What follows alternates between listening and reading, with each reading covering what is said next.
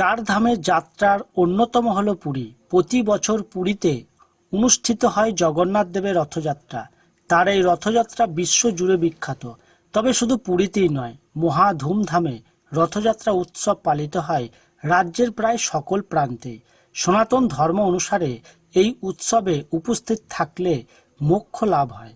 বছরে একবার এই রথে চড়ে নগর পরিক্রমায় বার হন জগন্নাথ দেব।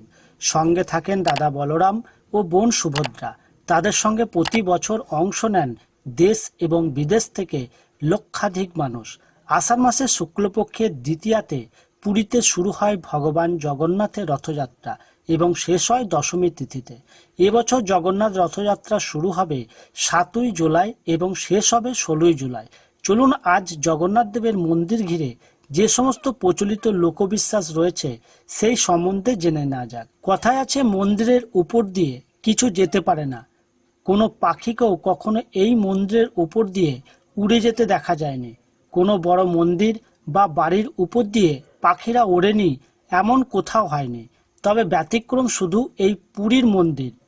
লোকমুখে শোনা যায় এখনো পর্যন্ত একটি পাখি বা বিমান এই মন্দিরের উপর দিয়ে উঠতে দেখা যায়নি। অথচ সরকারের তরফে যে বিশেষ কোনো নিষেধাজ্ঞা রয়েছে তাও না।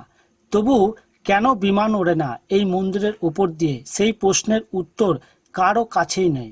পুরীর সমুদ্রের কাছে স্থাপিত জগন্নাথ মন্দির, কিন্তু একবার মন্দিরের সিংহ দরজার ভিতরে পা রাখলেই চারিদিক শান্ত নিশ্চুপ হয়ে যায়। অত্যাধুনিক কারিগরি নাকি দৈবের লীলা।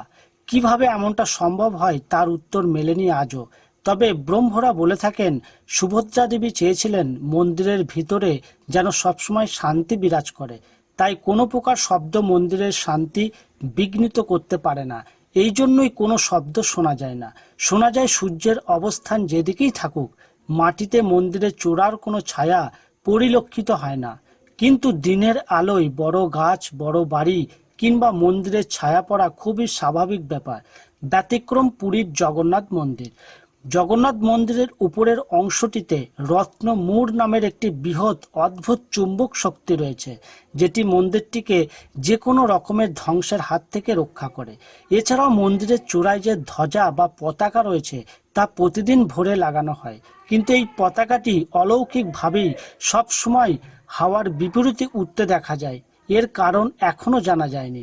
আশা করছি দর্শক বন্ধুরা আপনাদের ভিডিওটি ভালো লেগেছে। যদি ভালো লাগে একটি লাইক, কমেন্ট এবং সবার সাথে শেয়ার করুন, এবং চ্যানেলটি যদি সাবস্ক্রাইব না করে থাকেন সাবস্ক্রাইব করুন। আজ এখানেই শেষ করলাম। দেখা হচ্ছে পরবর্তী ভিডিওতে।